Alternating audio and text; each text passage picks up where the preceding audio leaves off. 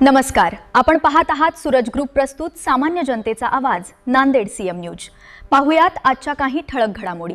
महायुतीचे सर्व नेते मंडळींचे मी आभार मानतो। प्रथमतः माझे नेते आदरणीय देवेंद्र फडणवीस साहेब, राज्याचे माझे प्रदेशाध्यक्ष रवींद्र चव्हाण, राज्याचे महसूल मंत्री आदरणीय बावनकुळे साहेब, राज्याचे दोन्ही उपमुख्यमंत्री एकनाथभाई शिंदे, त्याचबरोबर सुनीताताई पवार, या सर्वांचे मनापासून आभार मानतो।